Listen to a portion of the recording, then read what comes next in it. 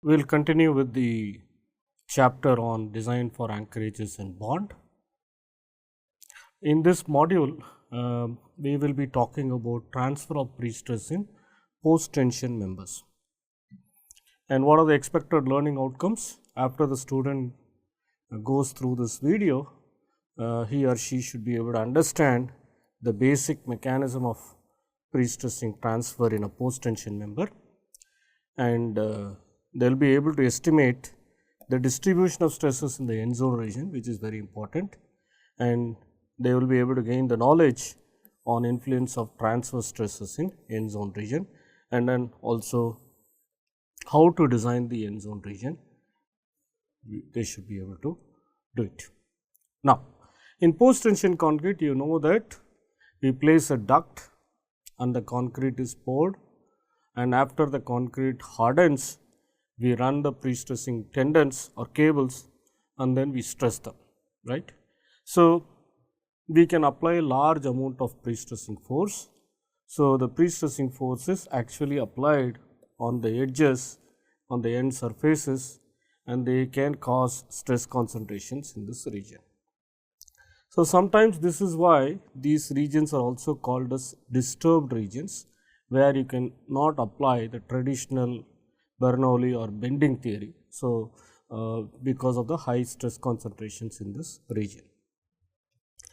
Now, the region of disturbance near the bearing plate is called as end block or anchorage zone. So, you can see here typical how the end block region looks. Even if you have a flanged section like this, right,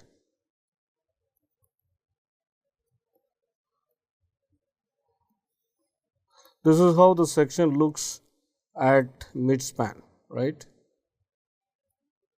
However, when it comes to close to the support, what they will do is they will make the section more area with the section that like what you see here. So, probably the section will be converted to like this.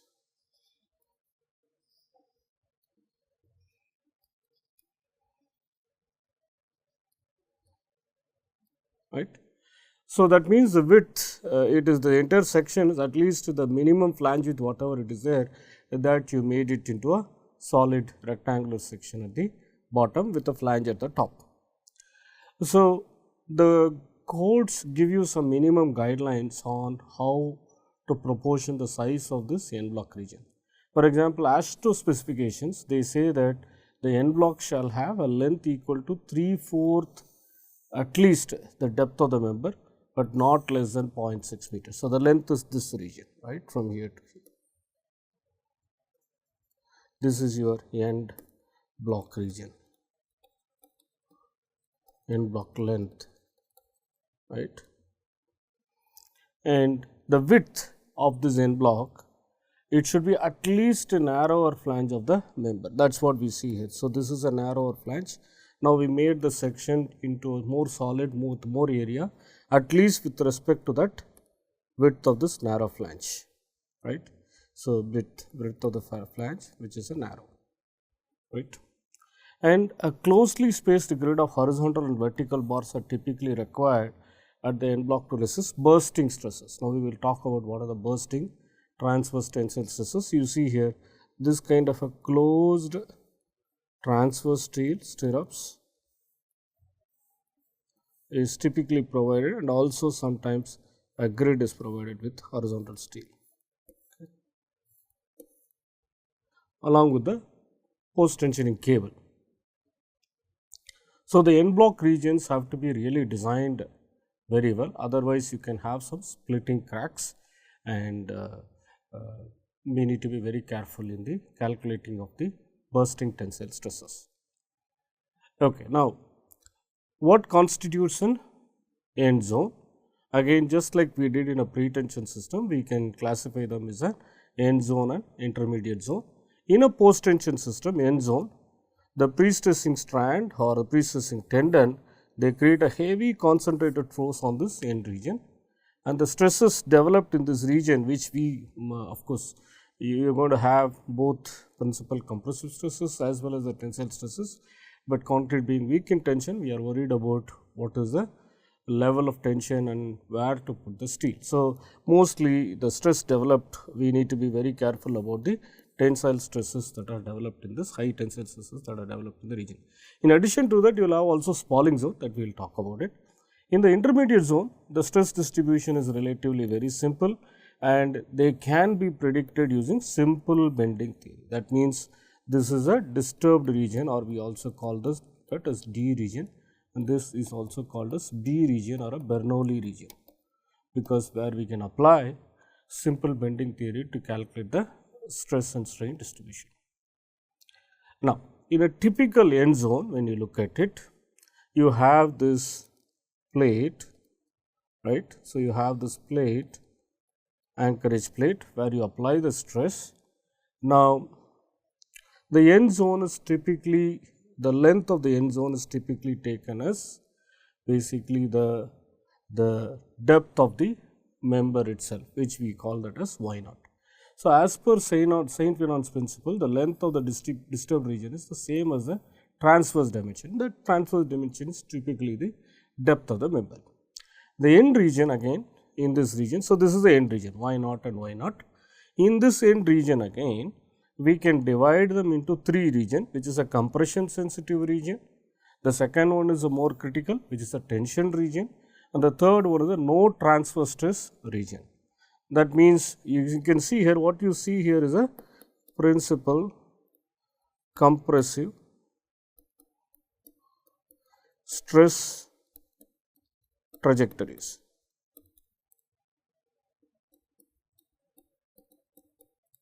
Okay, principal compressive stress trajectories. So, you see here there is a concave portion here. If you see the curvature of the stress trajectory, then it becomes convex, then it becomes flat. Okay.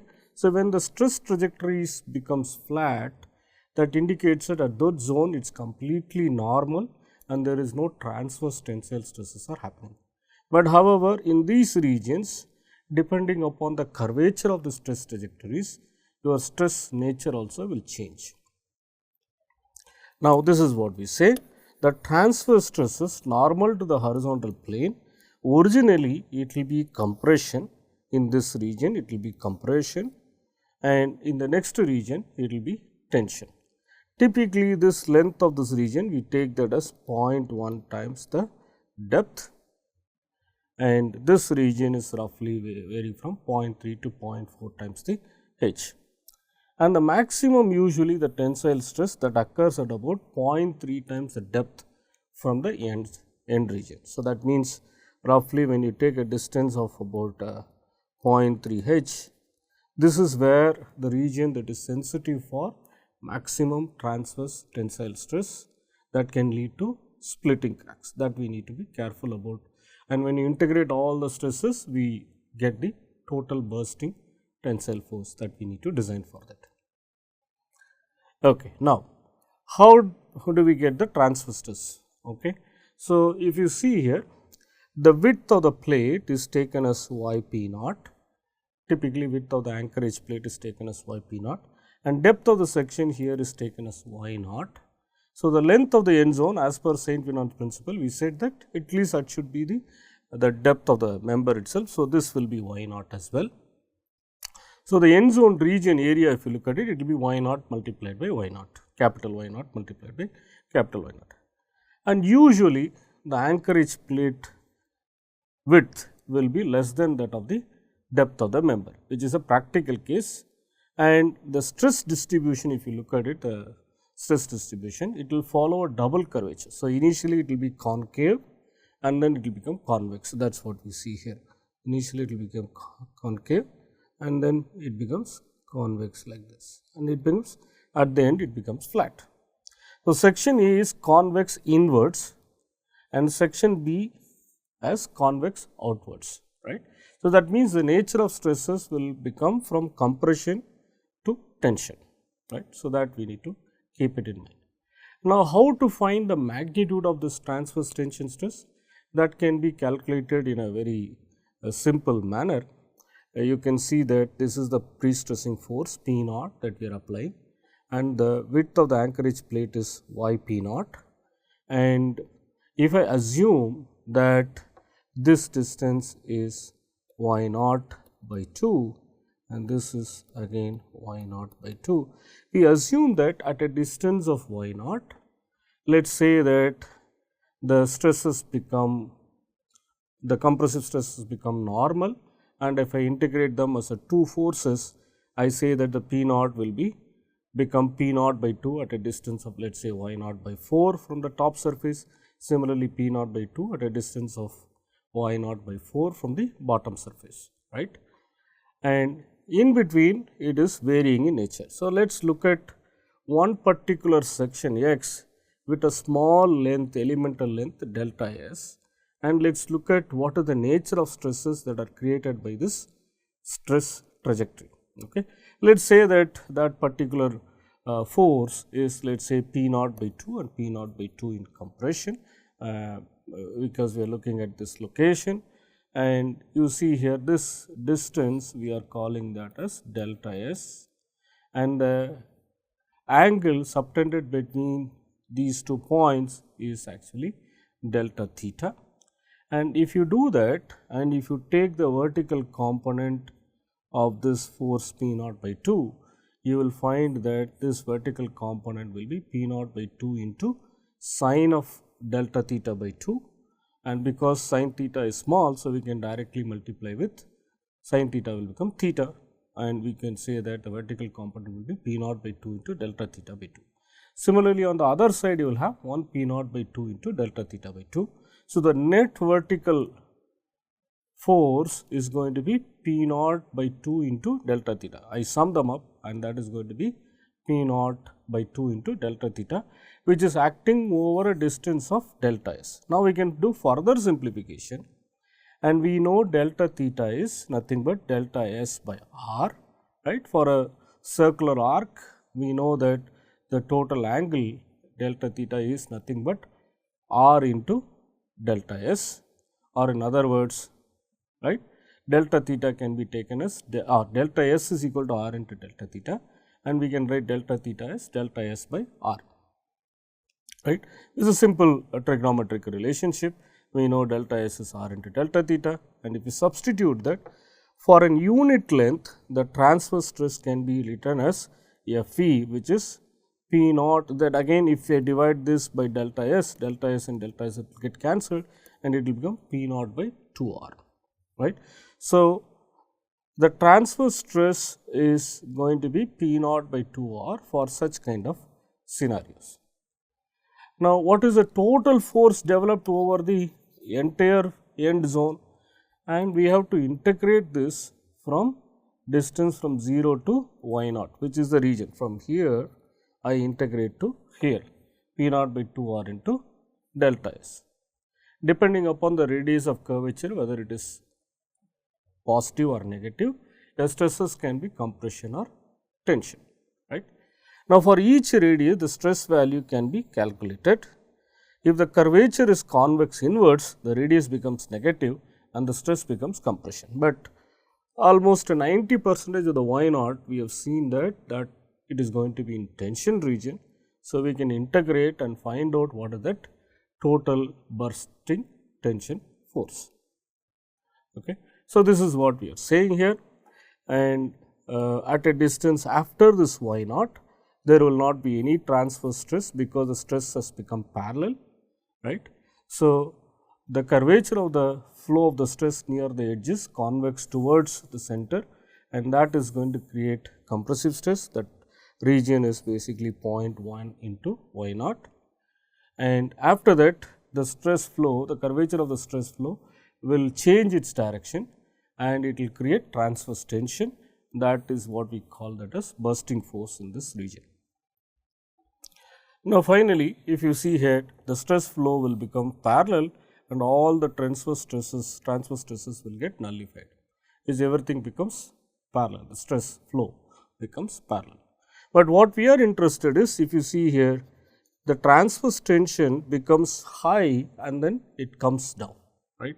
So, we want to make sure that these maximum tensile stress is not going to crack the end region significantly. So, we put adequate amount of reinforcement so that that is able to take care of all this bursting tension force that is coming from this transverse tension when you are applying high post tension. Okay. So, usually the length of the compression region is considered to be 10% of the length of the end zone. So, this is the region. So, here this region, if you see below this region, this is also called the spalling region. It is called spalling region. That means it can fail due to the cover concrete can come out in concrete compression spalling. So, that is why it is called the spalling region, very close to that of the anchor plate at the top and bottom. However, at a distance 0.y0, you will have horizontal splitting crack because of this bursting tension force that we need to design. So, usually if you see that if I am going to create a crack like this, then I need to put reinforcement in the perpendicular direction to the crack. So, that is what we try to design how much by calculating the bursting tension force. Okay. So, now let us look at what is the effect of width of bearing plate, right. So, we have seen for us traditionally that 0.1 times the depth of that or the length of the end zone, you will have compression, then you will have tension. Now, it is also a function of the nature of the stress distribution, is also a function of the width of the plate to that of the depth of the member, right. So, you see here I apply this force in a very small region. So, this is, as I said, this is a spalling region, this is a high compression zone, and these are all tension stress contours. For you see here, the maximum stress of 0.5 is being achieved for this particular case from elastic stress analysis. Now, if I increase the plate, you see here P0, now I have increased the plate with respect to the overall depth of the member. What you see here is the high compression zone is increasing, the length of the compression zone is increasing. In addition to that, the magnitude of the tensile stress also is coming down. Say first case was 0.5, the second case is 0.3. Now, if I further increase this width of the plate, see initially here you see this is the width of the plate, this is like a concentrated force. Now, when this width further increases, you sign here that this region is the compression region,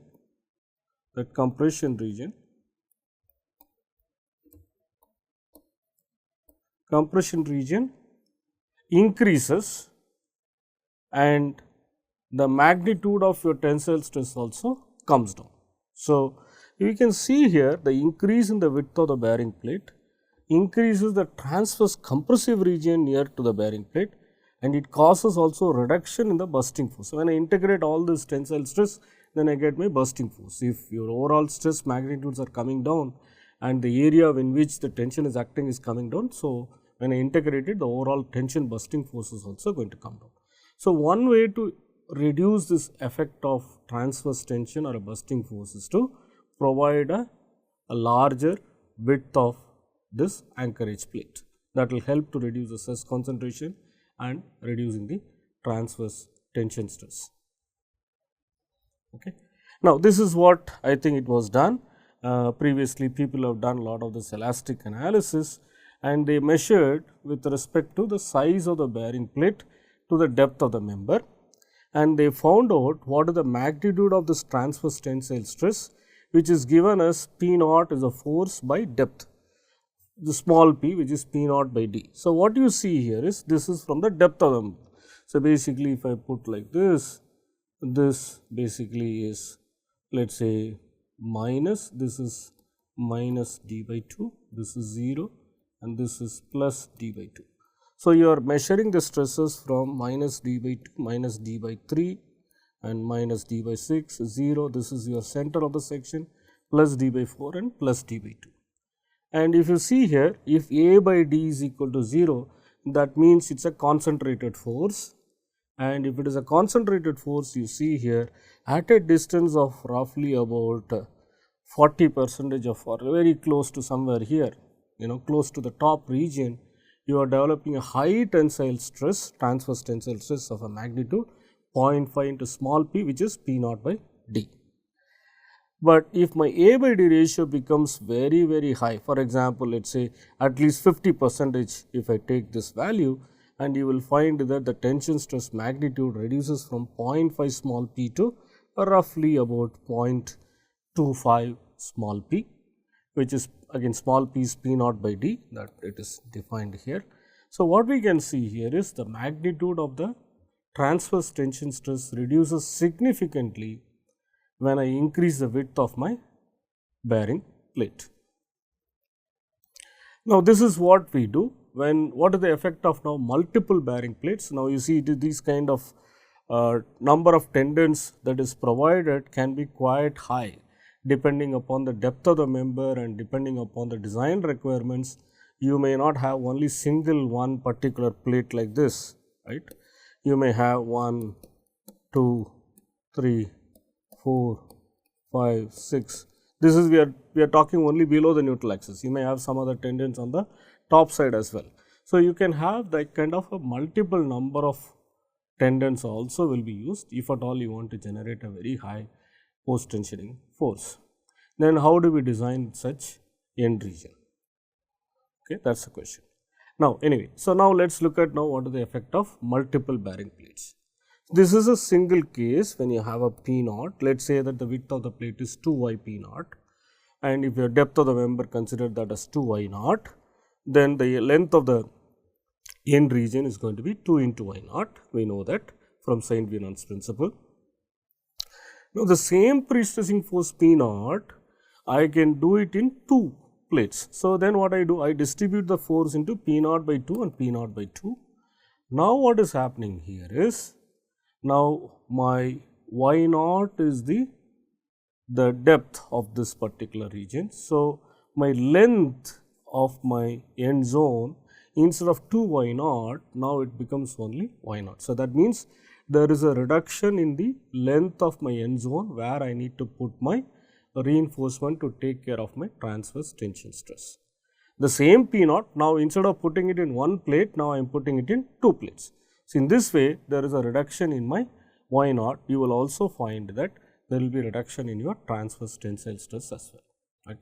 So, the same load is distributed through 2 bearing plates of half the size of your actual plate, right. And if you see here, you get the cross section can be divided into top and bottom region of y naught each, and as per Saint Venant principle, the length of the end zone reduces to y naught, that is half the length of your end zone. That is what we discussed previously. Here it is 2 y naught, here it is only y naught, right, because this is the plate, the region that is sensitive. So, your end zone length reduces. Now, we can do the same thing what we did previously from the stress trajectories, and if you take only half of this particular plate with a force of P naught by 2, and let us say the depth of or the width of the plate is y P naught, then now since the length of the region is half, the radius of the curvature also will be half. So, you take the same free body diagram of the stress, and you take now the force, instead of, because it is P naught by 2, if I put that as one single curvature, then you can take that as P naught by 4 on either side.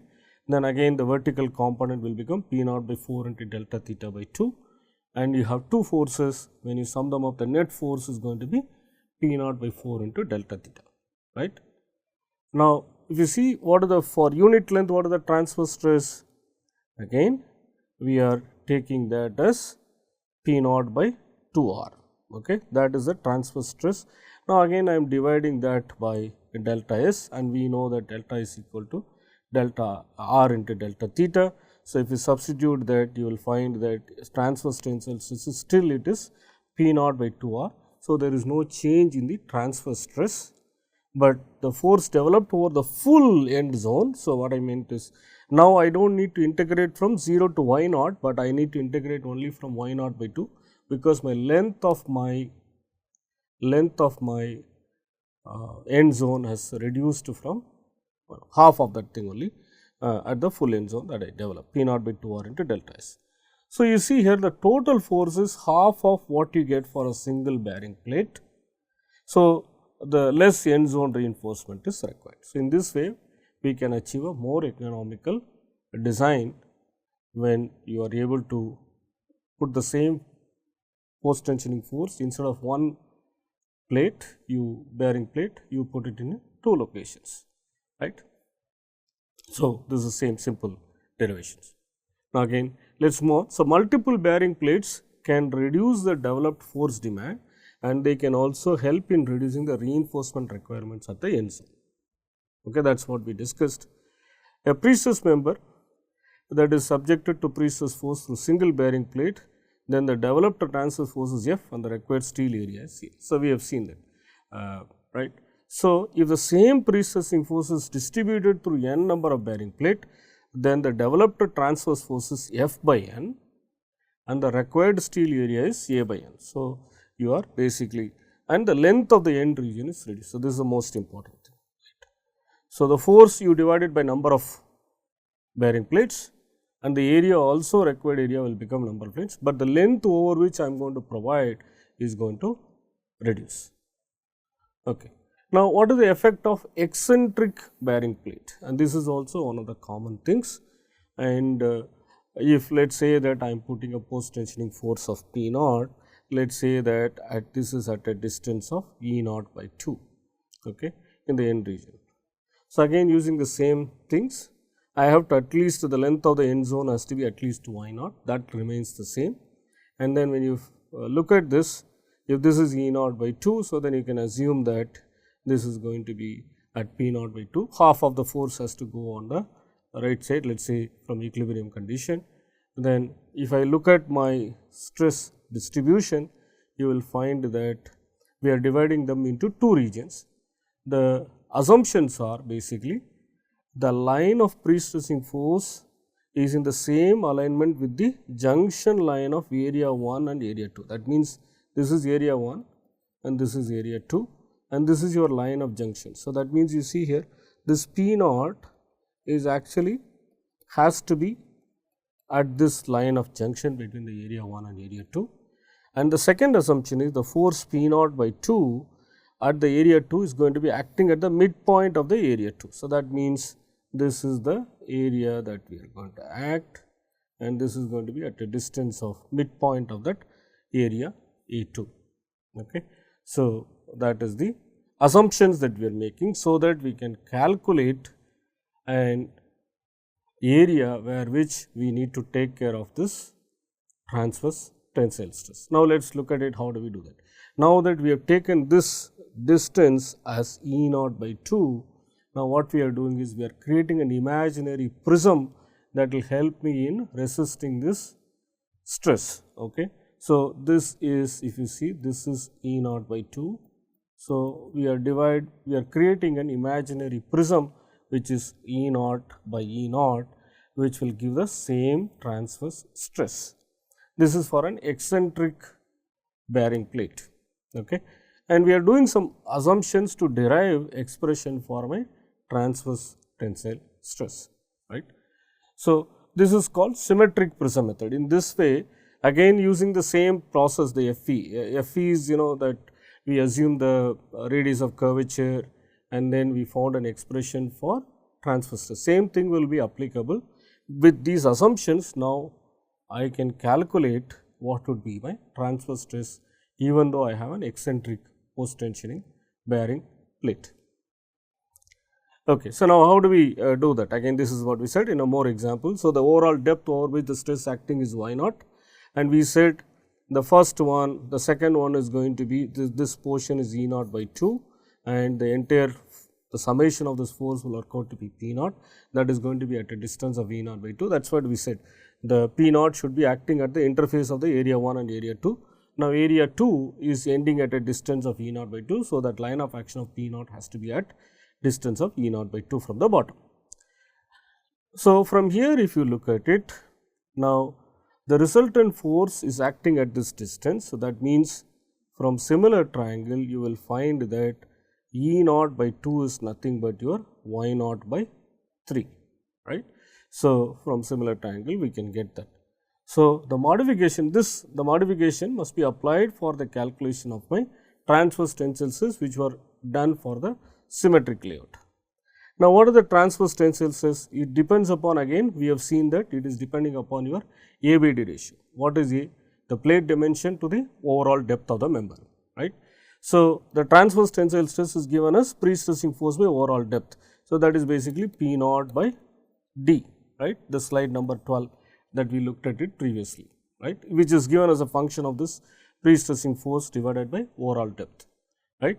So, then we can write from here as, now that I have expressed this y naught by 3 is equal to E naught by 2, and if I write that pre-stressing force by overall depth, P naught by E naught can be written as 3 times P naught by 2 y naught. Okay.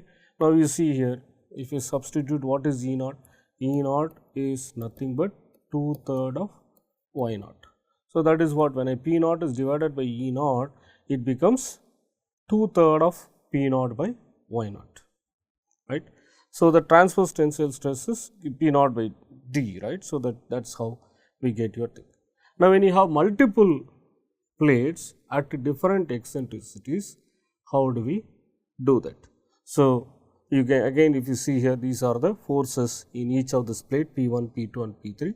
We are creating an imaginary prisms that are resisting these applied compression, and then we are making that assumption. So, P1 is creating this stress, okay, and similarly P2 is this, P3 is this. So, once you do that, the trapezoidal stress distribution shall be divided into number of smaller areas as similar to that of number of loads. Okay. So, you can find that. So, basically we first calculate the net stress distribution, and then we are dividing them. You have 3 bearing plates here. So, you divide them into 3 areas, right, of equal magnitude like this what you have here, and then the smaller area should be such that the pre-stressing force is going to act the CG of that trapezoidal area. So, basically if you look at this, whatever the CG, that force has to be in the CG of that trapezoidal area, right. So, similarly for this, if I integrate this is where the P1 should act. So, like this you keep that. Similarly, P3 should act at this CG of this trapezoid. So, like that we do that, this is called linear distribution. Then the symmetric prism method, that what we have explained in the previous slide, they can be applied for each of the prism, and the transverse tensile stress can be calculated. So, in this way the same eccentric bearing plate provisions can be used for calculating the transverse tensile stress for each of this, considering that as an eccentric bearing plate. Okay. So, in this way, for each behind that each of the bearing plate, we can calculate what are the transverse tensile stress, and then accordingly we can design the transverse reinforcement that is required to resist that bursting force behind this eccentric loaded bearing plate.